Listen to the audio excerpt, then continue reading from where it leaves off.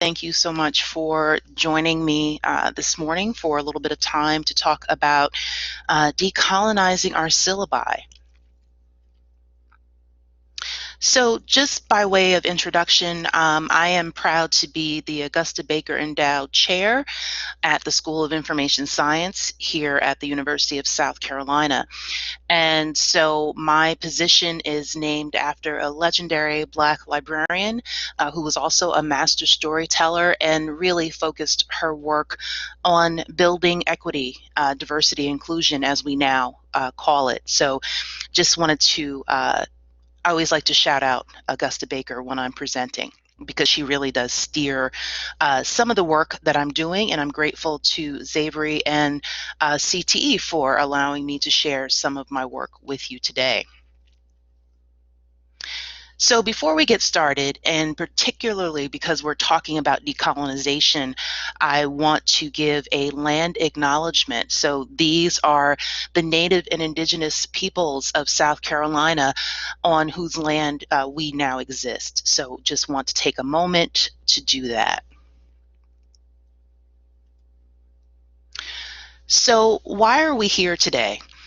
And so just because of some bandwidth issues, we're not going to play this video, but when you received a reminder email this morning from CTE, the link to this video on YouTube was included. And so this is a PSA or a commercial from Procter & Gamble that I use with quite a few of my presentations. And what you see here today, you see a screenshot of a Black man, and the commercial goes on to follow him throughout his day. And you see him with his child, you see him running errands, you see him in a pool for his morning exercise. And as he is progressing through his day, you see that he is getting what we colloquially refer to as the look. But I'm sure that, folks in the audience are familiar with the look, particularly if you are Black or a person of color or Indigenous. This idea that, sometimes it's assumed that as a Black man, he poses a threat. And so when he's walking through his day, people cross the street, right? They don't want to be on the same side of the street with him.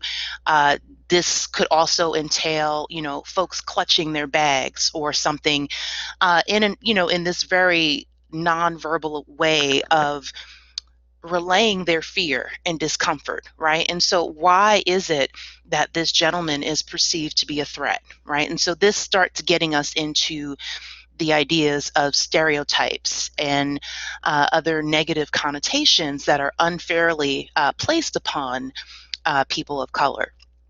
And so this commercial ends as he's going through the day. There are no words in this commercial. It's just a visual story. And the commercial ends with him assuming a bench in a courtroom. He is a judge. And you can see how the looks are different when he is in the courtroom, because now he is in an acceptable position, or he is an acceptable person now that he has a robe on and he fits a particular box or category for people. So why do I show this video?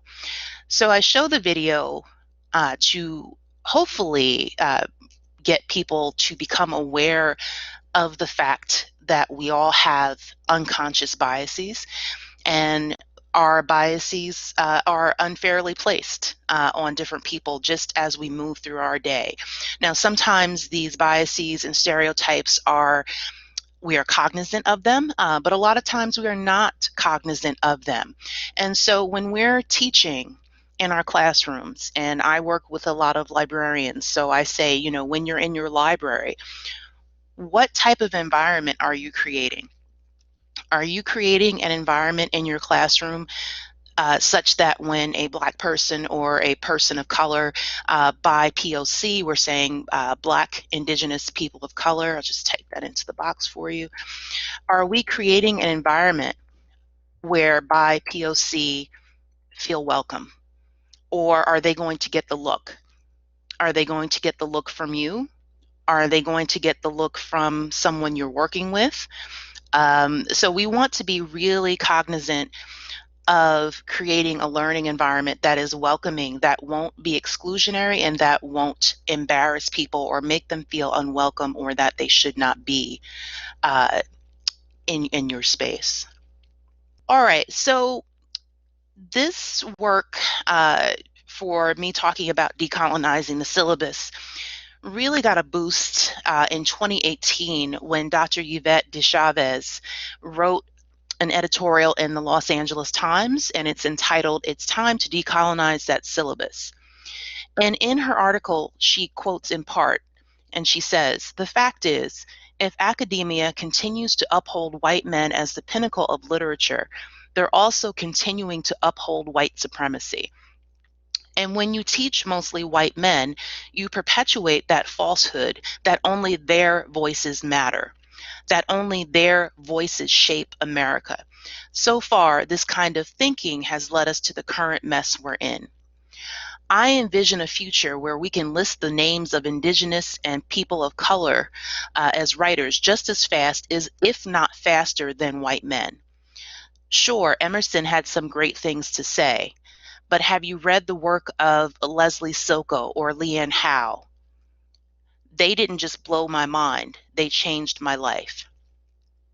And so when we're talking about decolonization, of course, it is a much larger issue in the sense that decolonization can also refer to the idea of returning land to our Native brothers and sisters who were here first, right? And so this is a much larger issue. So I just want to acknowledge that we are simplifying a bit the idea of decolonization for the purposes of talking about our classrooms and our syllabi, to really talk about this idea of being more inclusive to voices of color, to voices from Black, Indigenous, and other people of color. And so this idea of what de Chavez is saying, that we shouldn't just privilege white voices, and that really is this larger idea of we shouldn't be privileging only Western values. And by Western values, we're talking about white, male, heterosexual, gender, right? So we're talking about more than race and ethnicity, but there are values that are inherent to Western culture that are valued explicitly. And these are the things that can creep up into our education. And just how we're educated is how we tend to educate. So I don't know about you, but I didn't have a lot of voices of color when I was going through school. And so it was much later when I discovered authors of color or other authors and scholars of color who actually contributed greatly to my field. And so this idea of decolonizing is not meant to exclude what our fields consider to be classics or the canon. We're not saying don't include white men. We're saying in addition to the canon and the classics that you teach, we should be purposefully looking for other voices, opinions, and perspectives and adding that to our teaching and our pedagogy. So just wanted to give you a couple of terms and concepts, and these are some of the things that I think go along with this idea of decolonizing your syllabi, decolonizing your teaching. And so a lot like other processes, decolonizing your pedagogy is not something that's just very simple that you can flip a switch and that once you're done, you're done. This is going to be an ongoing process. You'll probably have to revisit these processes periodically to make sure that you're keeping up with what's new in your field, just like we normally do. But again, making a concerted effort to see what other perspectives there are. And also with this idea of decolonizing, there's a lot of self-work that has to be a part of this process. So part of that is critical self-reflection. Who are you as a person? Who are you as an instructor? Right? So you need to know that, and that's going to be an ongoing part of this process. Our development of empathy. That's also an ongoing process, right? That's something that we continually have to work on. Cultural competence, I will speak about that in the next few slides. Racial literacy, that is also something that is part of this process. And for folks who routinely take courses or workshops with CTE, I would highly encourage you to take the racial literacy workshop the next time it's offered. It was taught previously by Dr. Michelle Bryan in the College of Education. Really wonderful and really informative, and really does go hand in hand with what we're talking about today. Now, the terms at the bottom of the slide, these are types of pedagogy, right? And so we're not going to talk about these today, but I want you to know about them. And culturally responsive pedagogy, this concept that we are actively seeking out the experiences and the knowledge that our students bring to our classrooms, and we are actively incorporating their values, their experiences, their needs, etc. So it's a co-creation process. So that is culturally responsive pedagogy in a very, very tiny nutshell. We also have feminist pedagogy. Feminist pedagogy really emphasizes the ethics of care. This idea that our classrooms, even if they can't be safe spaces, we should endeavor for them to be brave spaces. And by brave spaces, I mean spaces that students can feel like they can take a risk, like they can admit that they don't know something without fear of being penalized or embarrassed. So that comes through with feminist pedagogy and anti-racist pedagogy, right? We're hearing a lot about anti-racism in the last few months with everything that's going on in our country. And so there is specifically anti-racist pedagogy too.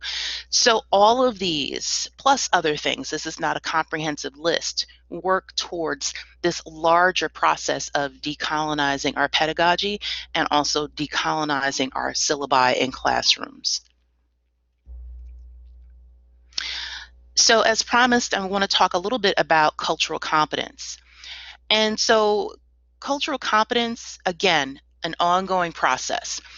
And cultural competence asks us to be more than just aware of people that are different from us, people and communities that are different from us. And so if we are teaching students who don't look like us, who don't share the same religion, perhaps they don't share the same physical capabilities that we have, or they're a different race and ethnicity, they're a different gender expression, their different sexual orientation, we should be celebrating all of these differences.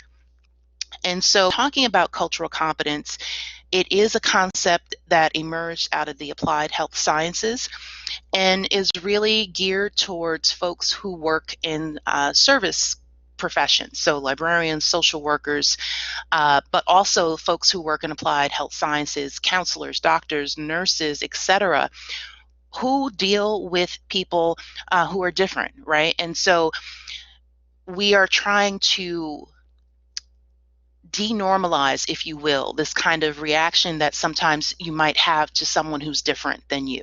So we should be looking past that, and we are looking at a whole person, and our practice in whatever discipline you're in should be a holistic practice. And so cultural competence is sometimes presented as a linear scale, right? So if you're on one end of the spectrum, you could be culturally incompetent, right? And that gets into, folks who don't like people who are different and are actively trying to destroy other groups and communities that are different from them. So unfortunately, we do see some examples of that with hate groups and some of the other organizations that we see on television and in the media frequently now. And on the opposite end of that spectrum, you have people who have worked to become culturally competent and have also worked to remain culturally competent. And so at this point, you are well past awareness. of the differences of others, and you're actually to the point where you celebrate those differences and you are able to incorporate those differences as benefits to your pedagogy and your teaching. And so, just like everything else, there are lots of different pieces to this. Cultural competence requires some knowledge of intersectionality. All right, and we'll talk about that in just a moment. It requires empathy. It requires recognition of our privileges and oppressions. We all have them, and I'll give you an example in just a moment. It requires cultural and intellectual humility. And humility is this idea that we all recognize that we have areas to improve. We can all grow, develop, and change.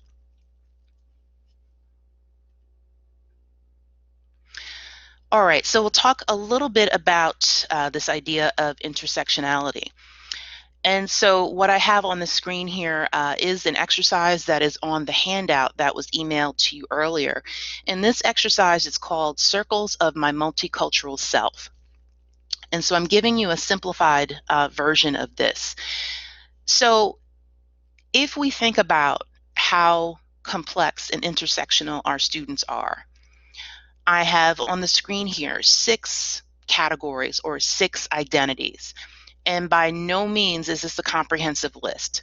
Some folks could have, 12 identities that they claim. Others may say that they claim fewer, right? Some identities may be more important to you. Other parts of your identity, maybe you don't think about as much. We also have visible identities. For instance, our skin color, or perhaps if you belong to a religion that you wear a particular garb, that is visual, right? But you also have invisible parts of your identity. Perhaps if you have a chronic illness or your politics, right? That could be invisible identity. So again, I just have 6 of the most common, if you will. We have sexual orientation. We have SES. SES is socioeconomic status. We have gender identity. We have religion. We have race and ethnicity. And we also have education level, because we know that matters in the work that we do. This part of the discussion on cultural competence and intersectionality. And so just using those same 6 broad categories that I gave you, I identify as heterosexual, middle class, female, Christian, African American, and PhD, or as the educational level. And so when I'm talking to students in my class, I give them this same exercise. I give them my results as well, if you will. And I make it a point to emphasize that at the University of South Carolina, on a college campus, my PhD affords me privilege, right? It is the ticket to entry to be, in the position that I'm in, and it affords me privilege on the campus most of the time. It affords me privilege in my discipline. And then I tell them, but when I leave this campus and I get in my car to drive home, the identity that I'm most concerned with is being African American and being a visible minority, and my fear of being pulled over, right? And so these are 2 of my identities that could actually be in conflict with one another, because if I'm pulled over, the first question I'm going to be asked is not, do you have a PhD? Right? So our identities, I think as someone mentioned, are very fluid. They're situational. They're contextual. And, we move in between them all day, every day. Sometimes it matters if I'm a Christian. Sometimes it doesn't, right? Sometimes it matters if I'm middle class, but to some of the points in the chat, depending on how I'm dressed, or if I'm not driving a fancy car, the perception might be that my socioeconomic status is something different than what it is, right? Because we all have these perceptions and these boxes and these categories that we place other people in. And, a lot of times they don't jive with our identities. So people's perceptions of others also can conflict with our identities. All right, so thank you for going through that exercise with me. So when we're talking about cultural competence, and again, this is not a comprehensive list,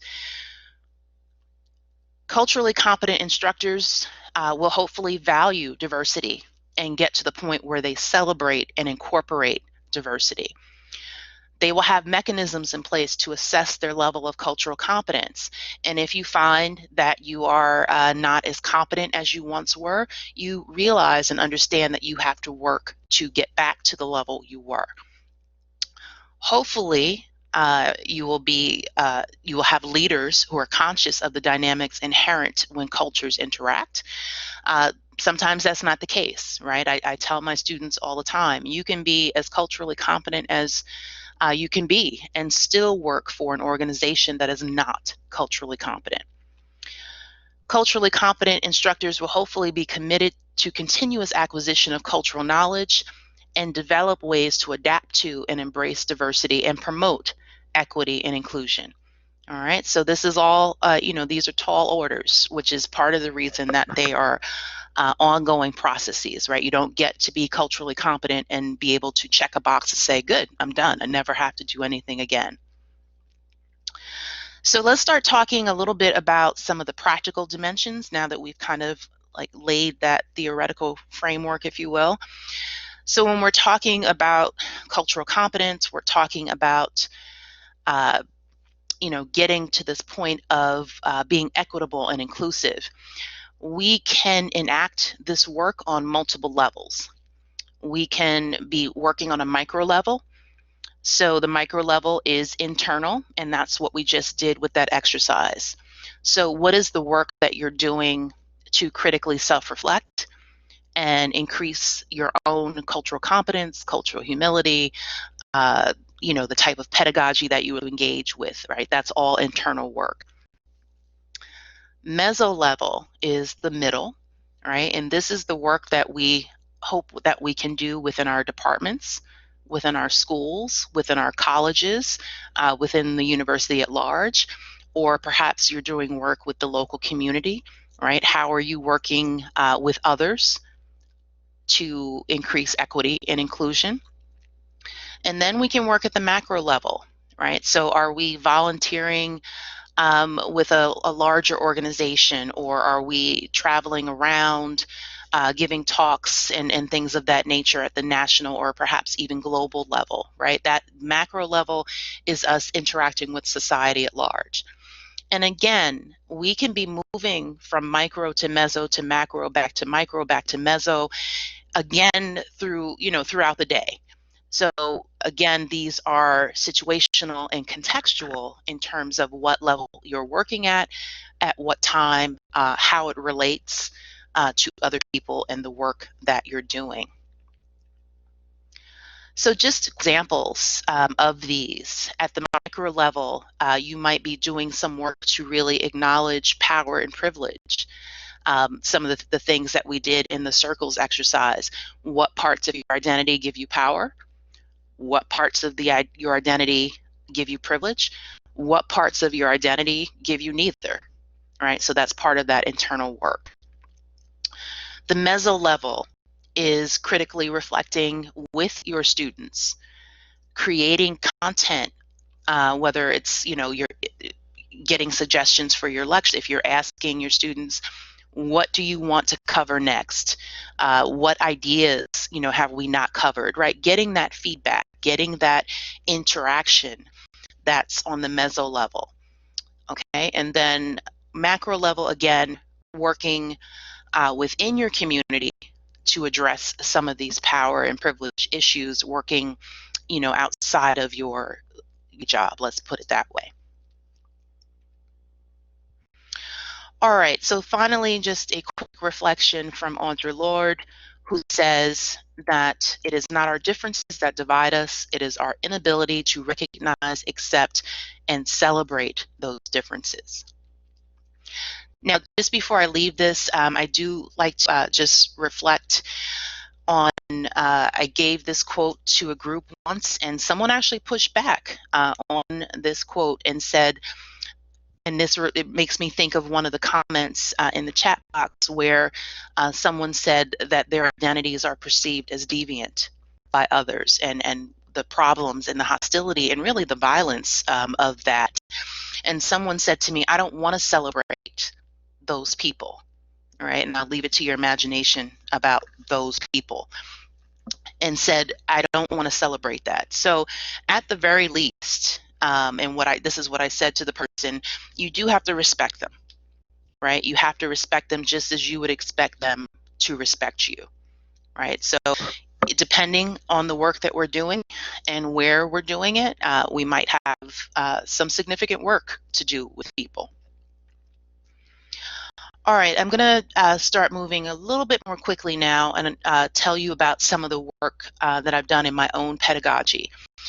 And so the story I tell with this is that in my profession, I'm a librarian by training before I got my PhD and became a faculty member. And librarianship is a pretty white profession.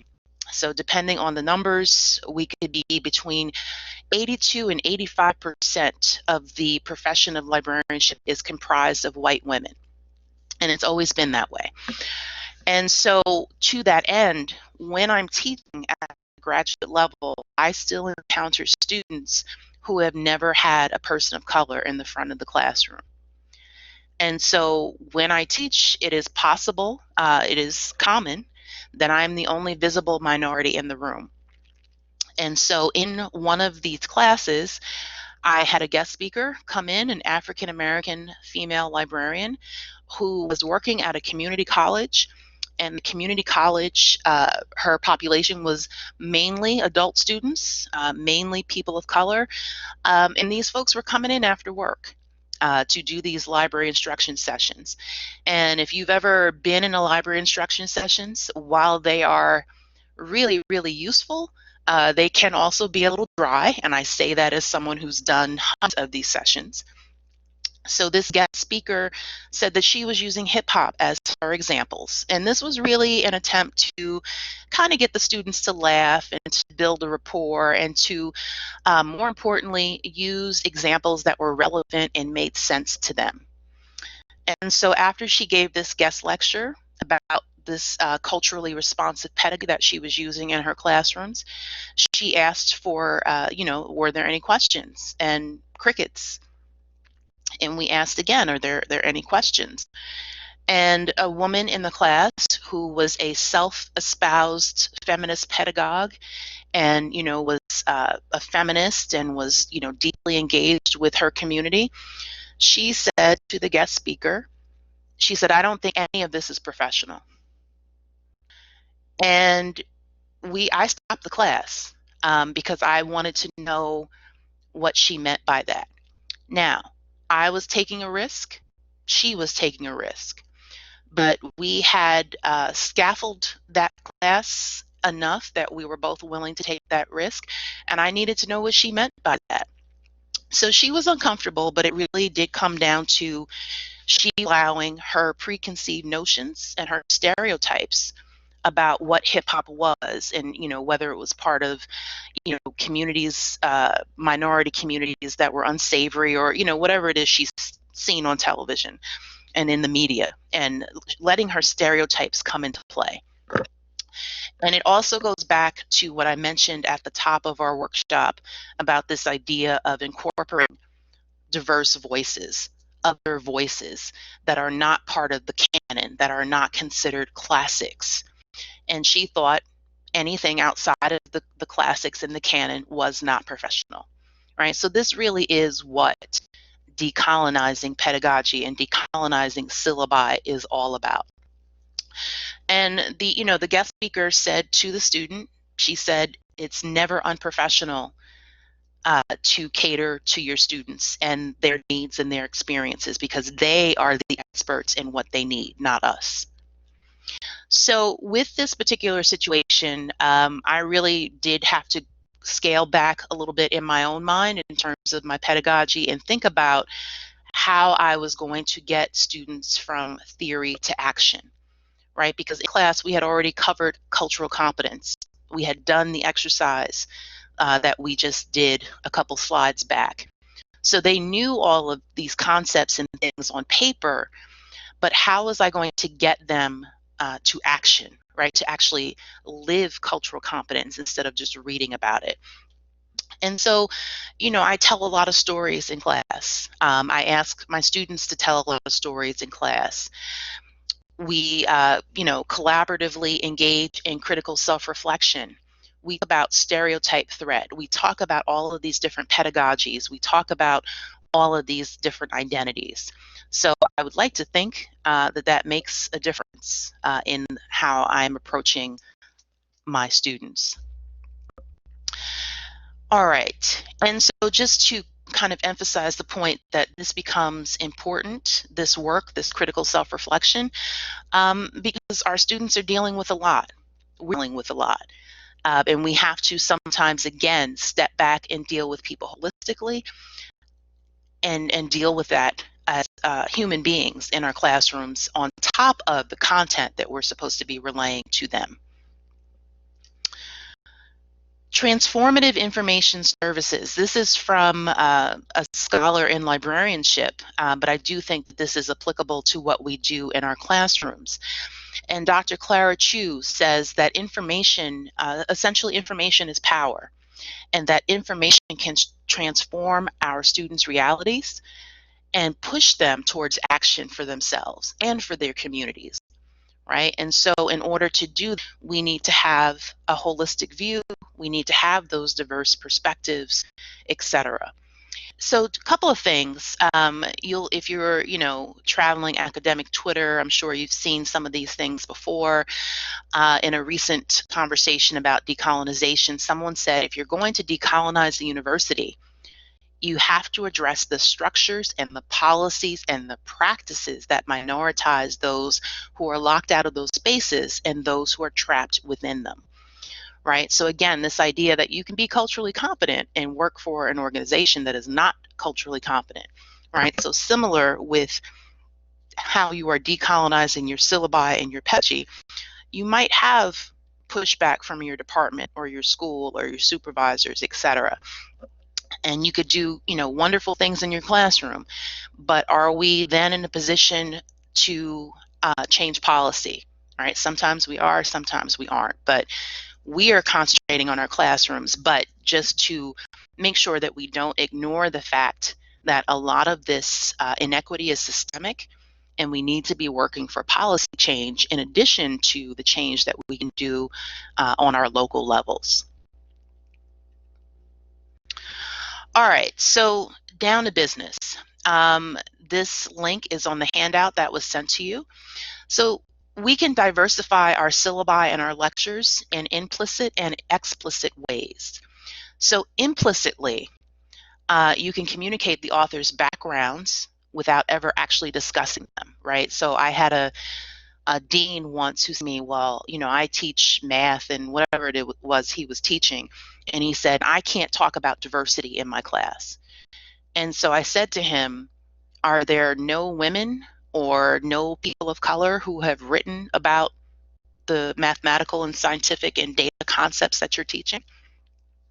And I could actually see the wheels turning in his head because he had never thought about that. He was so concerned with the canon and the classics in his field. It didn't occur to him that other people were writing in this area. So it could be as simple as, just incorporating diverse perspectives in the readings that you're assigning or the content that you're discussing, right? So you don't have to have that explicit conversation about diversity if you don't want to or you're not comfortable, but it could be as easy as just naturally incorporating those diverse assignments as well as the readings into the everyday work that we're doing. And with that, are you using full names of the people that you're incorporating. That's another way to kind of signal that you're bringing in these diverse perspectives. One thing that I always do when I'm talking about different authors and scholars in my particular discipline is I include pictures if I can find them. And that way, just, that implicit signal that I am valuing these diverse voices and perspectives and scholars. And you can also link to authors' institutional profiles. I've had students come back to me and say, oh, I looked up Dr. So-and-so, and I really love their work, and I really got, benefit from their work in a way that, was just kind of secondary, but nonetheless important to communicating these ideas to your students. Now, explicitly, like today's workshop, we are explicitly talking about these topics, and you can certainly do that in your classrooms if it permits. So some of the challenges to that are acknowledging our roles as gatekeepers, right? So in higher ed, we have even more gatekeeping, again, when it comes to the canon, the classics, who we cover, who we don't cover, etc. Having the time to spend on that, on these topics and discussions, and feeling competent enough to discuss them, right? So I will say, for those that I know in the audience who are doing this work, it's not always easy, and it requires practice and time, but certainly can be achieved. And I will say, if you don't feel comfortable enough, please bring someone in, whether it's a colleague or whether it's a video or a TED Talk or some other type of material that can help you relay some of these topics to your students. All right, quick mention of diversity audits and classroom audits. Now, this particular slide says it's for a classroom library, but this could easily be done with your syllabi and the books and articles and resources that you have on your syllabus.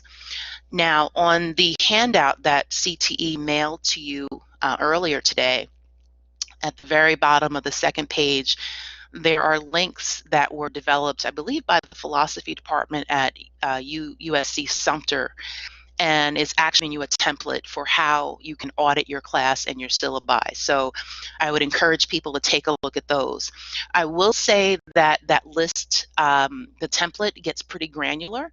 So if you are new to this idea of decolonizing your syllabus in your classroom, there's nothing saying that you have to do every point on that template, or that you have to follow every point in any of the articles or things that I'm referencing today. Part of this is, what can we do in our own classrooms to maintain our, we have to be comfortable, right? We do want to incorporate more of our student voices, diverse perspectives, etc. But I'm not suggesting that, you do so much that you're then uncomfortable and can't manage your class. All right, a couple more things, that people have put up on social media, etc., that follow along with this idea of decolonization. You may have heard of the Bechdel Test, and this is coming out of the film industry. And Alison Bechdel was challenging this industry, saying, are there more than 2 women in your film? Do these women have speaking roles? Do they have significant speaking roles? Are they killed in the first 10 minutes? Are they sexualized or stereotypes, right? So she was challenging the film industry to be more gender inclusive. Now, similarly, the bottom part of this slide references the Gray test, and this is named after a scholar, Kashana Gray. I believe she's at University of Illinois, Chicago.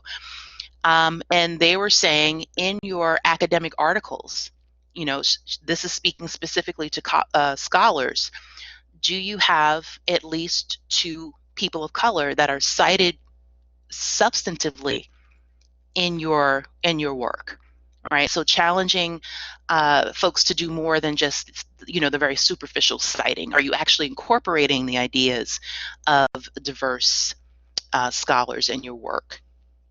All right, so we're running out of time quickly, so I'm going to go through these. I just want to point out that language matters, right? And so this is part of the internal work that we will continue to do.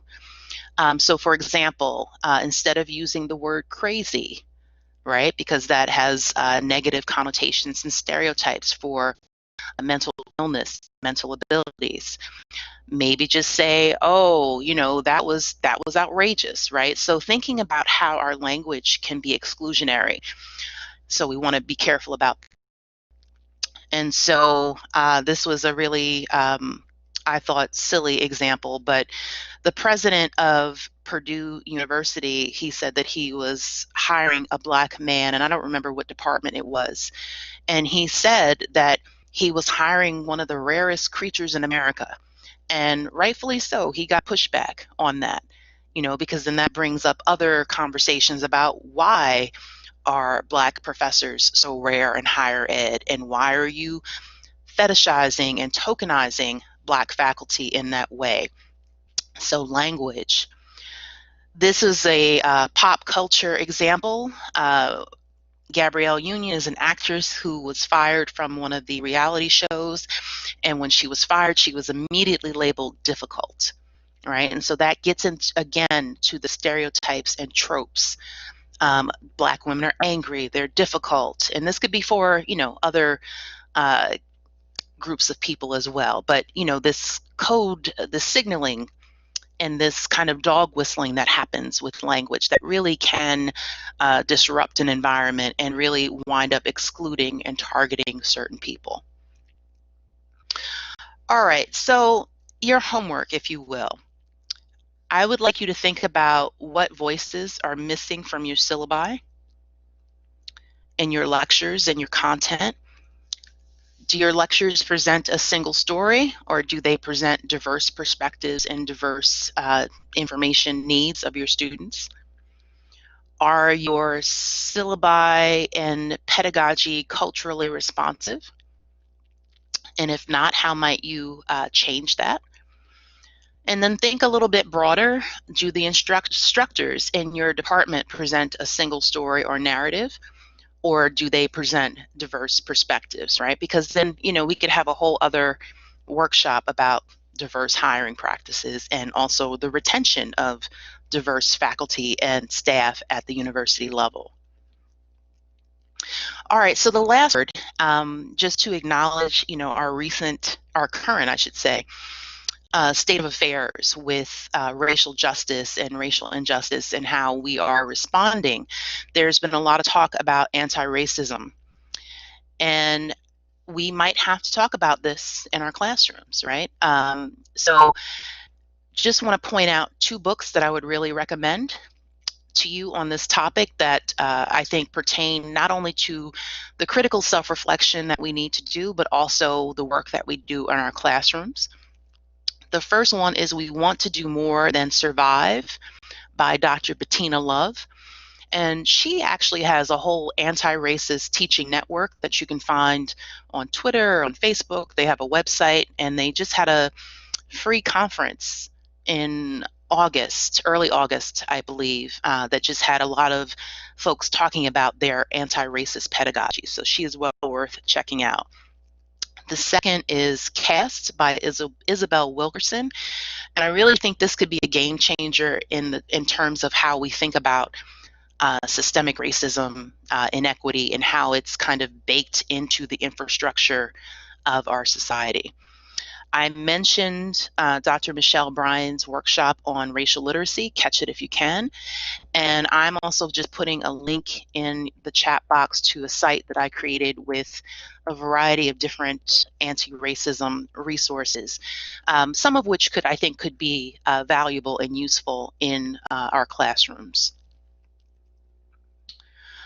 All right, so the last question or thought that I will give you is, how do you want to be remembered? And think about this as an instructor. How do you want your students to remember you? Hopefully it's not that you want your students to remember you as that really hard professor that, really frustrated them, and they, even if they learned something, they had not the best experience. How can we reset our pedagogy, our syllabi, etc., so our students remember us, as Rajat says, as a fair instructor, but also as someone who opened their minds to new ideas, or perhaps as that's the instructor who actually made me feel like my past experience was valuable and useful to the classroom, right? So again, we don't have to have this laundry list of characteristics, that we want them to remember us by, but, we want it to be positive. We want it to be enlightening in some way. And how do we get to that point?